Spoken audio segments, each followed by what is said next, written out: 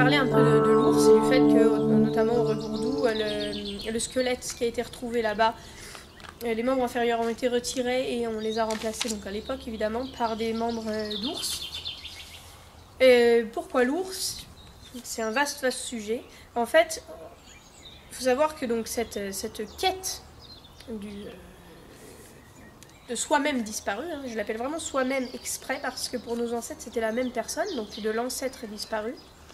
Ces retrouvailles finalement, le fait que vous vous retrouviez vous-même, vous retrouvez votre personne dans une vie inférieure, hein, dans une vie antérieure, pardon. Vous retrouviez cette personne, c'est une quête qui a été décrite dans de nombreux contes, dans de nombreuses histoires, hein, et qui a comme image notamment le labyrinthe. Le labyrinthe étant pas... c'est pas la seule image que le labyrinthe a, mais on va commencer par celle-là.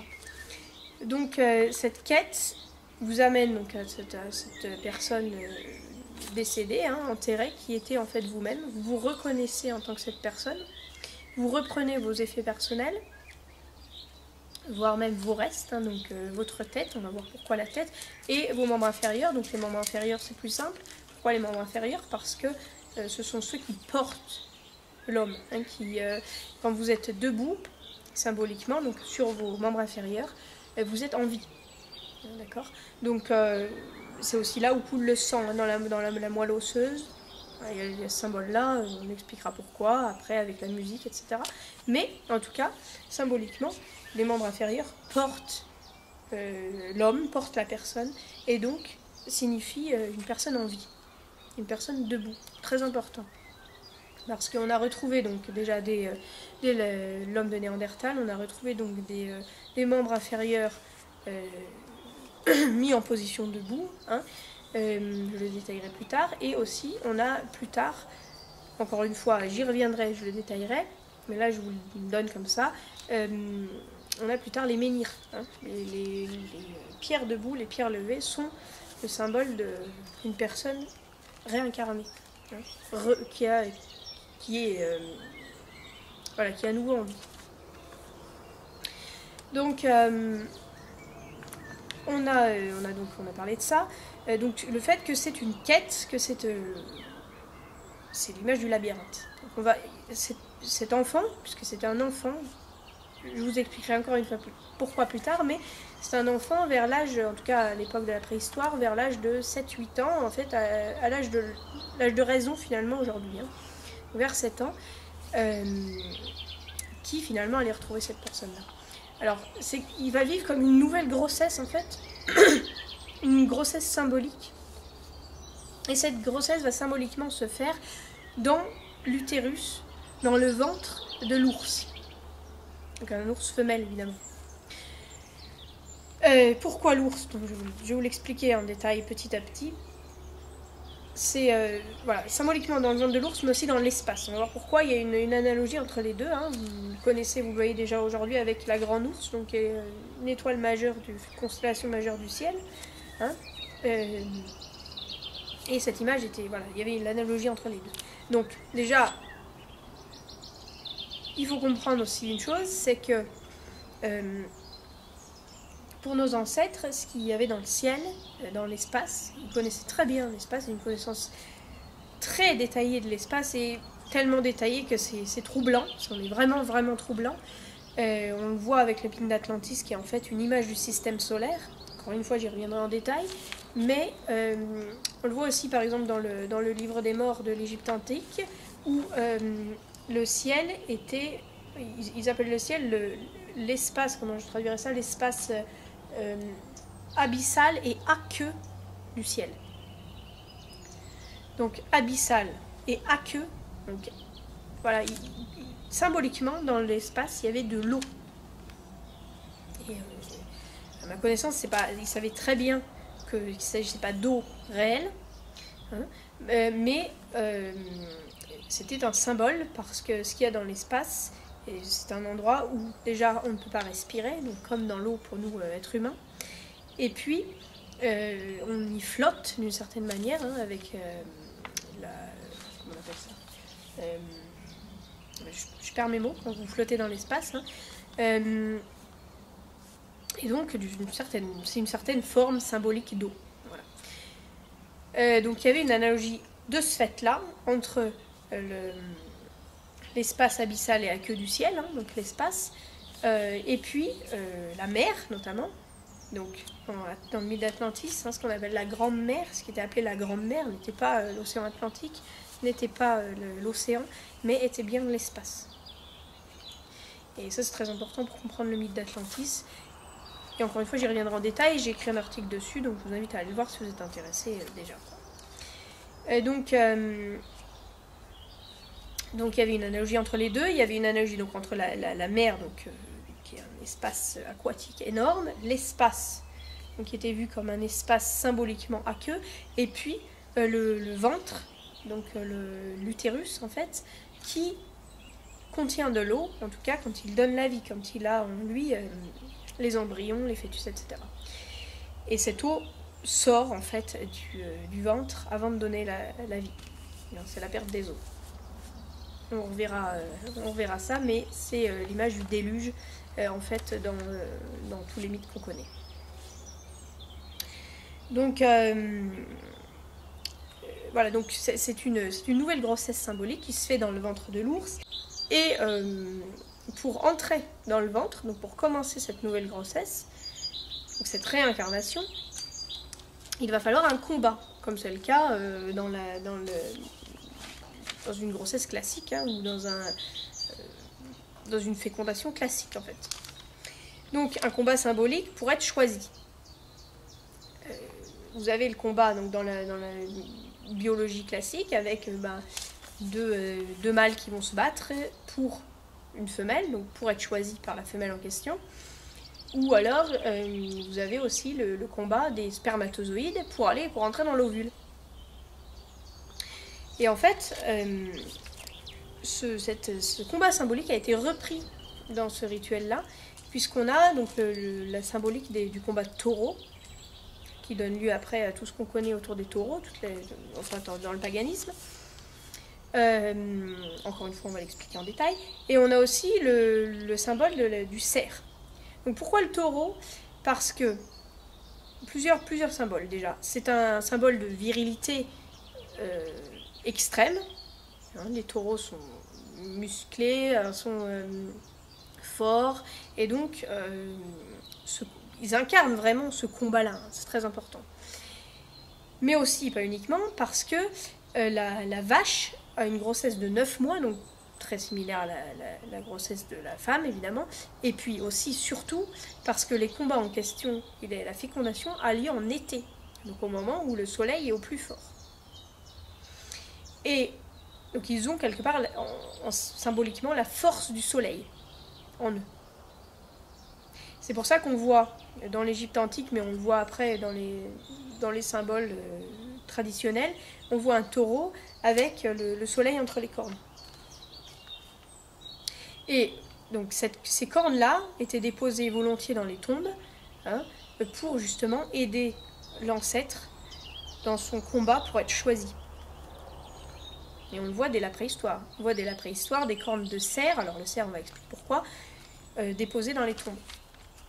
Je pense au regourdu par exemple, j'en parlais tout à l'heure, le squelette avec les jambes d'ours, et il y avait une corne dans le pierrier, enfin le tumulus qui était à côté de lui, une corne de cerf. Il faut savoir aussi qu'on creusait avec les cornes de cerf ou de renne à l'époque, donc ça lui permettait aussi éventuellement de sortir. Hein, l'image du combat est aussi une sortie de la tombe, et à la fois aussi le fait d'être choisi.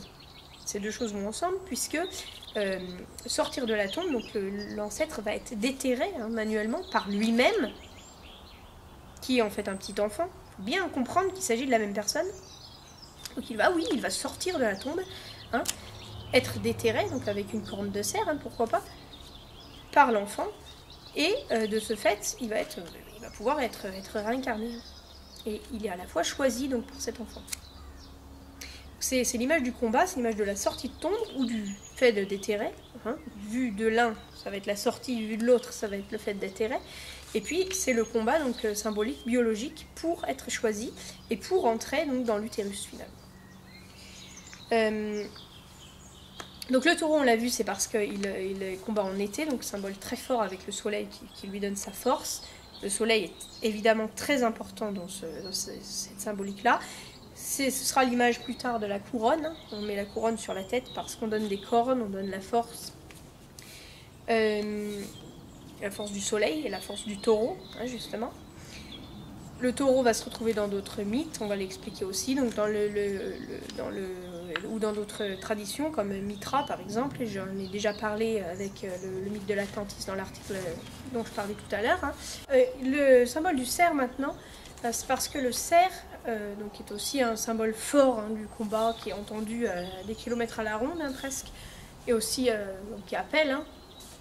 Et puis surtout, c'est parce que le cerf combat donc, en automne, au moment où l'ours va entrer dans sa grotte, en fait, et très spécial pour l'ours, va choisir, d'une certaine manière, entre guillemets, les embryons qu'elle va décider de développer. Alors, il faut savoir que l'ours a une grossesse très particulière, qui en fait, ce qui se passe, c'est que donc en été, c'est pour ça aussi que le symbole du taureau est fort, en été, les mâles donc, vont se battre pour avoir la femelle ours et vont donc féconder la femelle ours. Alors la femelle ours va choisir plusieurs mâles en fait, hein, et puis donc être fécondée par plusieurs mâles et donc commencer à développer des embryons qu'elle va en fait congeler, entre guillemets, qu'elle va arrêter, leur développement, et elle va choisir donc en automne, en fonction de sa masse de graisse et de comment elle a réussi à se nourrir, combien d'embryons, et peut-être même lesquels, elle va donc développer pendant l'hiver dans sa tanière, dans sa caverne, et pour leur donner naissance en fait pendant l'hiver aussi, donc dans sa grotte. C'est très très particulier évidemment, et évidemment nos ancêtres avaient connaissance de ce phénomène, d'ailleurs ces traditions-là le montrent. Ça a évidemment joué un rôle dans le fait que l'ours ait été choisi comme symbole fort de réincarnation. Et donc il faut savoir qu'elle garde ces embryons-là auxquels elle ne va pas donner naissance. On ne sait pas, hein, peut-être qu'elle les garde pour l'année suivante, peut-être qu'elle les avorte, peut-être les deux, je ne sais pas vraiment. Mais en tout cas, elles vont choisir quelques-uns, pour les développer et leur donner naissance. Très fort, très très fort symbole de choix, justement. L'entrée dans la tombe se fait évidemment par le vagin, entre guillemets. Donc les tombes, si on voit par exemple les tumulus anciens en Europe, on a une forme ronde et puis une entrée, quelquefois même marquée, hein, vraiment très marquée, qui est évidemment cette entrée-là. Même quelquefois, au bout de l'entrée, vous avez ça arrive à une pierre trouée. Et c'était déjà le cas à la préhistoire, c'était plus symbolique sans doute, hein, on les retrouve chez Néandertal déjà, des pierres trouées. Et donc, qui ont sans doute probablement été déplacées en suivant les tombes, mais, puisqu'elles ont été réouvertes évidemment, mais aussi on les retrouve dans les tumulus, donc anciens. J'essaierai de vous mettre une photo si je la retrouve, sinon ce sera pour une autre fois, où il y a une pierre trouée à la fin donc, de cette allée, avant d'entrer donc dans la zone ronde, qui est finalement un symbole de l'utérus bien sûr. Et ce trou-là en question, c'est sans doute le col de l'utérus, donc qui s'ouvre, qui se ferme en fonction des besoins. Très important et symbole très fort, encore une fois. Il y a aussi, on retrouve aussi les symboles de pierres triangulaires, bien souvent, ou en tout cas quelquefois. Les dalles qui recouvrent les corps, je pense au rebourgeois à nouveau, sont triangulaires. Donc comme la vulve, qui est donc le début du ventre. Voilà, donc l'ours contient ce symbole fort de choix, comme Dieu finalement, ou la fortune. Donc Dieu qui choisit, donc la déesse mère qui choisit de donner naissance ou pas, qui choisit de réincarner ou pas. Qui oui, si on prend la fortune aussi, hein, c'est le hasard hein, finalement qui choisira ou non. Voilà. Aussi, donc on a cette symbolique forte dans les traditions anciennes de nourrir, de faire des offrandes aux dieux. On le reverra encore une fois en détail, mais c'est parce que justement l'ours devait être nourri suffisamment pour pouvoir donner naissance, pour pouvoir choisir le plus possible, ou en tout cas le plus possible d'embryons, en tout cas vous-même. Donc vous nourrissez, vous donnez à manger pour que elle puisse vous choisir. Donc puisqu'elle donnait naissance en fonction de son taux de graisse. Et ils le font toujours aujourd'hui d'ailleurs. Donc on verra plus tard que, et je l'ai déjà d'ailleurs, j'ai déjà expliqué un peu, en tout cas je suis passée dessus, sur le fait que la symbolique de l'ours a sans doute été changée aussi à cause du fait que l'ours des cavernes a disparu, puisque c'était plus l'ours des cavernes qui finalement était utilisé comme symbole. L'ours des cavernes va vraiment très très au fond des grottes, alors que l'ours brun, classique, lui se contente de petites cavernes. Donc je pense qu'il y avait une différence par rapport à ça, on le reverra plus tard. Ce moment où les embryons sont choisis est marqué aujourd'hui encore par la fête d'Halloween, qui est en fait une fête très très ancienne. Donc de la Toussaint pour les chrétiens, où les enfants se déguisent en ancêtres finalement. Dans certaines cultures, ils se déguisent d'ailleurs en animaux, mais ou en oursons, pourquoi pas. Mais donc en ancêtres, puisque finalement ils vont choisir l'ancêtre en question, donc eux-mêmes, finalement ils vont se reconnaître eux-mêmes, c'est de ça qu'il s'agit. Et ils vont, symbole fort, ils vont aller demander des bonbons ou des friandises. Parce qu'en fait, ils vont demander à l'ours de les nourrir pendant cette grossesse, les nourrir de sang. C'est très important de comprendre ça aussi. Donc, ce qui se passe donc, quand vous avez un enfant dans le ventre, vous le nourrissez. Ce symbole est très fort, et donc les enfants en question, les ancêtres, vont demander à l'ours d'être nourris pour être réincarné, pour être donc retravaillé, recréé. Pardon. L'ours donc va choisir et va se retirer dans sa caverne enceinte. Et le procédé est donc en route. Les enfants sont donc à ce moment-là symbolisés par du rouge. Pourquoi ? Parce que ils sont donc des fœtus, et le fœtus est rouge. Ils sont nourris par du sang. C'est très important parce que ce symbole-là va être retrouvé dans de nombreux contes et traditions. Et donc le fait de comprendre cette couleur, pourquoi cette couleur, va vous aider à comprendre en fait toutes les traditions, tous les contes où cette couleur est présente. C'est le cas évidemment de Noël. Non. Et le rouge n'est pas du tout lié à Coca-Cola, c'était repris parce que ça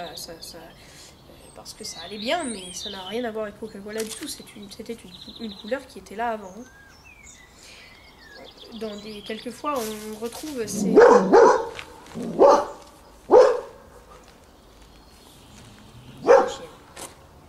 Quelquefois on retrouve ces couleurs, ces détails dans des contes traditionnels régionaux, mais elle était en tout cas présente. On a par exemple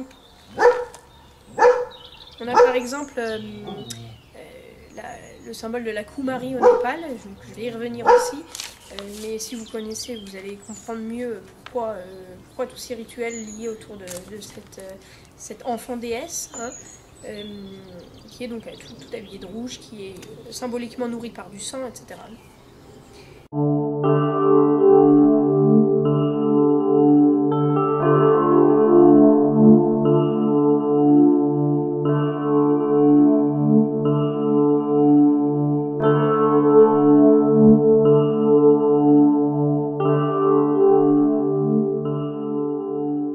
On a aussi évidemment le chaperon rouge.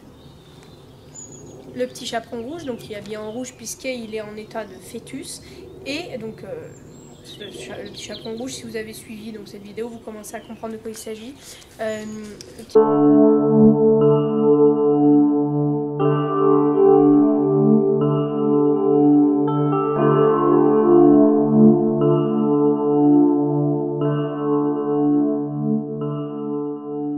Chaperon rouge va voir sa grand-mère, donc elle a reconnu sa grand-mère donc comme elle-même, va la réincarner finalement, et sur le chemin, elle rencontre le loup, donc qui est en fait donc le loup solitaire, hein, qui est ce très grand loup solitaire qui est en fait l'ours. Elle est mangée donc par... elle apporte d'ailleurs de la nourriture, hein, c'est à la grand-mère, donc ce que je vous disais, des offrandes. Hein. Et puis elle est mangée donc, par ce loup, en fait elle n'est pas mangée, elle se retrouve dans son ventre, dans son utérus, donc le symbole du ventre, du fait de manger, du fait de revêtir une peau de bête, quoi, c'est toujours cette grossesse, elle se retrouve dans son ventre. La grand-mère aussi d'ailleurs, hein. D'ailleurs la grand-mère d'abord, et puis ensuite l'enfant. Et ensuite elle est délivrée entre guillemets, où elle sort du ventre. C'est évidemment la naissance, la renaissance. Donc le petit chaperon rouge sort du ventre avec sa grand-mère, en fait elle est devenue sa grand-mère. Elle sort avec la tête et les os de sa grand-mère. Donc on a Noël, on l'a vu, on le verra évidemment plus en détail, puisque Noël c'est un sujet très important. On a aussi dans Perceval le symbole du sang, avec les gouttes sur la neige, donc qui lui rappelle son ami, qui en fait, bon, on verra en détail plus tard, mais les gouttes de sang, ce sont les gouttes de sang, à la fois ce sang-là dont je parle, qui symboliquement nourrit le fœtus, mais aussi les gouttes de sang liées à l'accouchement, au début de l'accouchement, tout début de l'accouchement, avec un peu de sang qui coule. Voilà, bon, c'est le cas dans de nombreux mythes, hein, on verra en détail. Ensuite, on a, par rapport à cette grossesse-là, on a Réponse, notamment, est enfermée donc, dans une tour par une mère de substitution, qui est évidemment l'ours, puisqu'elle c'est une mère qui fait peur, qui est plutôt laide, qui a des ongles crochus, hein, les ongles crochus donc, dans des sorcières, ce sont les griffes évidemment. Hein. La mère de substitution l'enferme dans une tour, donc dans le ventre, et elle a des cheveux très très longs qui la lient à cette mère-là, puisque c'est par ses cheveux qu'elle monte la voir. Ses cheveux sont magiques, ils détiennent la vie, ils ont le pouvoir de donner à cette mère de substitution la vie.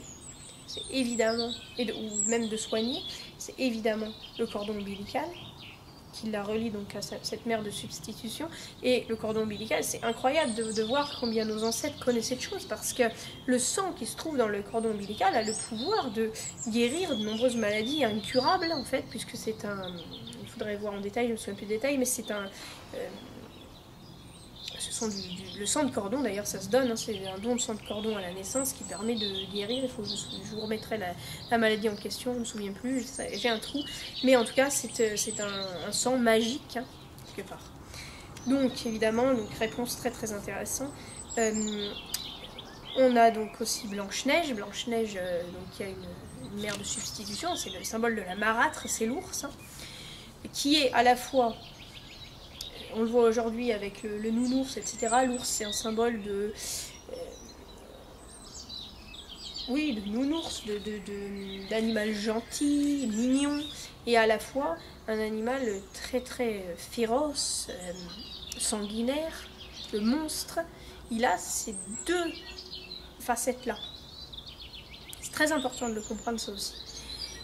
L'ours dans la nature est globalement dans la majorité un herbivore. Mais il peut aussi tuer sauvagement. Et le fait qu'il globalement soit qu'un herbivore fait que si vous rencontrez un ours, vous n'allez pas savoir ce qu'il va faire. Il a un rôle très double. Il peut venir vous voir pour être curieux, en plus parce que les ours sont très curieux, venir vous voir, vous approcher, rien vous faire du tout, et puis un jour il fera pareil mais il vous tuera. Donc très intéressant de comprendre ça. Donc Blanche-Neige, on a donc la marâtre qui va donner une pomme en plus. Donc la pomme, c'est la pomme du jardin du paradis dans le christianisme. Ça a été repris, mais ça ne vient pas du christianisme du tout. Donc la pomme de l'arbre de vie, c'est quoi? C'est le sang. La pomme rouge. Pourquoi? Parce que l'arbre de vie en question, donc dans toutes les mythologies, dans tous les contes, etc., c'est le placenta. Je l'ai dit aussi dans un article, si vous voyez un placenta, je vous mettrai une image. Le placenta avec le cordon ressemble énormément à un arbre, aux ramifications d'un arbre, et il donne la vie, il nourrit. Et donc il y a la symbolique du fruit, donc, de cette pomme rouge, hein, qui est donnée à l'enfant. Faut savoir qu'avant d'ailleurs c'était pas une pomme, mais c'était une grenade. Et la grenade, si vous l'ouvrez, a énormément de petits caillots, hein, on pourrait dire des caillots de sang rouge. Hein, donc le symbole était encore plus fort et encore plus clair. Voilà. Donc énormément là de points qui sont intéressants à approfondir évidemment, mais je vous les donne tous comme ça vite fait pour que vous compreniez où je veux en venir et que vous compreniez aussi que ce que je dis a du sens hein, et est logique et que tout simplement vous continuez à voir puisque je trouve ça très intéressant de transmettre ce savoir-là. Donc on a donc ce fruit donc, dans Blanche-Neige qui est donné donc, pour être réincarné, on le verra plus tard comment, pourquoi dans Blanche-Neige. Voilà. Et on a évidemment, donc c'est le même fruit dans le paradis avec Adam et Ève, etc. On a aussi donc, si on pense à le conte de la petite fille aux allumettes, on voit la grand-mère dans le ciel. Et la petite fille meurt, elle va retrouver sa grand-mère, etc. Donc on a la même idée, hein, il reviendra en détail. On a la Belle au bois dormant, c'est toujours pareil, elle s'endort donc parce qu'en fait elle meurt et puis elle revit. On a la Belle et la Bête avec l'ours. Il faut savoir qu'au Moyen-Âge, cette recherche, cette quête de l'ancêtre a été remplacée, donc sans doute elle a été remplacée comme ça au Moyen-Âge, peut-être avant, par l'amour amoureux. Hein, donc c'est plus l'enfant qui va rechercher l'ancêtre, mais c'est le prince qui va sauver la princesse, en fait. Hein, très intéressant de comprendre ça à nouveau, puisque ça va vous ouvrir des portes, vous allez comprendre beaucoup de choses. Donc on a ça, on a aussi Pinocchio qui me fera une belle transition pour parler d'autre chose, mais je vous en donne vite fait quelques informations dessus aussi. Pinocchio, donc le symbole du petit garçon, pas vraiment réel. Hein. Cette fois-ci, c'est vu en fait du point de vue de l'ancêtre, qui crée donc ce petit garçon. Nouvelle façon de voir, qui crée ce petit garçon, donc pas vraiment réel, qui va devenir réel en fait quand lui va disparaître finalement. Et ils sont mangés par la baleine. Donc cette fois-ci, la grossesse est faite symboliquement dans le corps de la baleine. On verra pourquoi. En fait, c'est parce que c'est fait dans l'eau. Hein. Je vous ai dit tout à l'heure que l'utérus était plein d'eau. C'est l'eau qui donne la vie. Mais on l'expliquera plus tard, l'eau, parce qu'il y a beaucoup de choses à dire dessus. On a aussi donc Perceval, donc j'ai dit tout à l'heure avec les gouttes de sang, on a tout le mythe de Perceval est basé là-dessus, mais on a le symbole du Graal en fait. Hein. Le Graal nourrit, donne du sang à une personne malade. C'est donc malade, pourquoi? Parce que pas totalement en vie, un mort-vivant finalement. Et Perceval donc ne pose pas la question, ne demande pas qui est, donc il est en fait dans le royaume des morts, il ne demande pas qui est la personne à qui on sert ce Graal. Et de fait, il est mal vu, on lui reproche et on lui dit que c'est de sa faute si cette personne-là ne va pas aller mieux. Hein. Et en fait, c'est parce qu'il n'a pas, on ne demande non pas le nom, il n'a pas choisi cet ancêtre en question. Bon, c'est un peu compliqué. Plus tard, on va voir qu'à la suite de cette visite, il va lui recevoir son nom, donc s'appeler Perceval. Il va donc se souvenir de son nom. Et on verra donc qu'il a été en fait réincarné. Mais on en reparlera. Voilà, d'ailleurs, il est chez le roi pêcheur. Hein, et le roi pêcheur, il n'est d'autre que l'ours finalement, hein, celui qui pêche. Où j'en étais donc oui, donc effectivement, Perceval donc, voit ce festin dans le royaume des morts, donc il voit ceux qui sont nourris ou ceux qui vont potentiellement être nourris, donc encore l'idée du choix. C'est évidemment aussi, mais j'en parle pas trop parce que le christianisme n'a été que, enfin, a pris des symboles et des histoires que d'autres cultures et ils ont pioché dans différents symboles païens qu'ils ont gardé aussi sans doute parce que les gens ne voulaient pas les quitter, comme aujourd'hui, si on vous demandait de plus fêter Noël, je pense que ça ne marcherait pas. Hein. C'est ce que fait le christianisme encore au Népal, hein. Ils essaient de s'implanter là-bas, et puis ils prennent des symboles donc païens, ils remplacent la Kumari, dont je vous ai parlé tout à l'heure, par la Vierge Marie. Hein. Ça n'a rien à voir, mais... Enfin si, ça a à voir, puisque c'est en fait le même symbole, mais très très très ancien, qui vient de très longtemps, ça n'a rien à voir avec le christianisme en soi.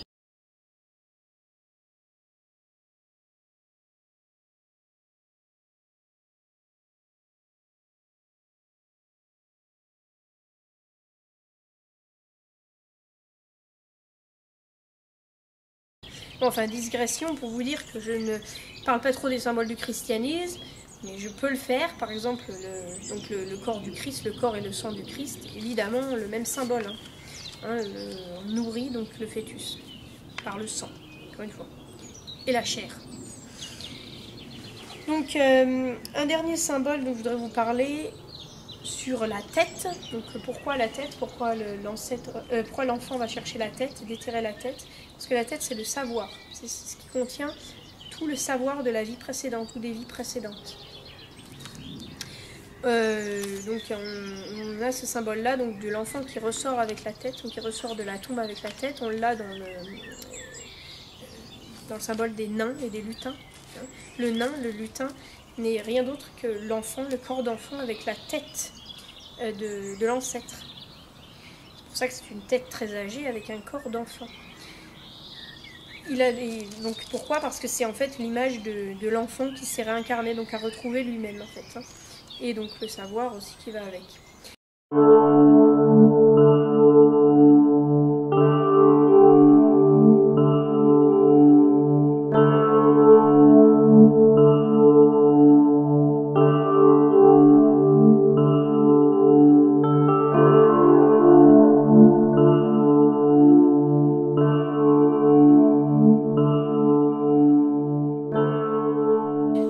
Du savoir parce qu'on retrouve donc cette image de la tête, bon, mains endroits, mais j'en donne quelques-uns comme ça. On a la tête d'Odin en fait qui parle avec mi-main et qui pour donc connaître, apprendre. On a aussi donc la même image que tout à l'heure avec le retour dans le ventre. Dans le mythe où on voit Odin qui s'accroche, qui se pend à l'arbre, au placenta, il se pend à l'arbre, il s'accroche au placenta. C'est vraiment biologiquement ce qui se produit quand l'embryon s'accroche. Il s'accroche au placenta, il se pend à l'arbre et il prend les runes donc au sol, donc il apprend des choses. Voilà. Bon, il y a encore énormément de choses à dire, mais je vais arrêter cette vidéo là pour aujourd'hui et je vous invite à voir les suivantes où je vous en apprendrai davantage. Et ensuite, quand j'en aurai fini avec l'explication générale, j'essaierai de reprendre donc compte après compte, de les expliquer en détail par rapport aux explications que je vous ai données. Voilà, parce qu'il y a énormément de choses à dire. Voilà. Merci d'avoir regardé cette vidéo et à la prochaine. On peut voir dans ce livre qu'il y a énormément de... Donc c'est juste les dolmens de France, et les menhirs, mais en l'occurrence ça ne m'intéresse pas. Et on va voir qu'il y a énormément de menhirs avec la pierre trouée dont je vous parlais. Donc un premier exemple. Alors il faut savoir que ici la pierre est complète, mais sans doute s'il se trouvait une pierre trouée comme celle-ci, dans la plupart des dolmens, c'est possible, sauf qu'elle a été détruite, comme c'est le cas d'ailleurs dans certains. Donc on voit bien l'entrée ronde et puis même le bouchon à mettre devant. Ici à nouveau, il y a un bouchon ici qui va sur, il me semble que c'est celui-là, donc sur ce dolmen avec également une entrée ronde, en fait, à la suite du corridor. Avant d'entrer dans la tombe elle-même. Ici aussi, on a l'entrée ronde ici. Voilà.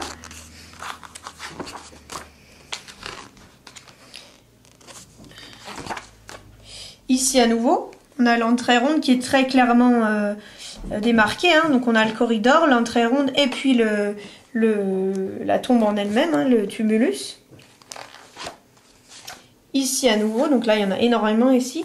Donc l'entrée ronde, le tumulus derrière et le corridor. Donc ici on a une reconstitution puisque la pierre était cassée apparemment. Donc on la voit pas bien. Et puis mais ici, dans le dessin c'est plus clair. C'est sûr que les pierres trouées comme celle-ci sont assez fragiles sans doute. Donc peut-être qu'elles étaient présentes dans encore plus de dolmens que ce qu'on peut voir aujourd'hui finalement.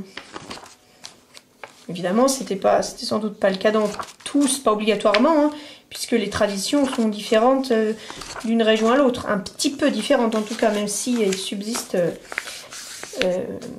la même base.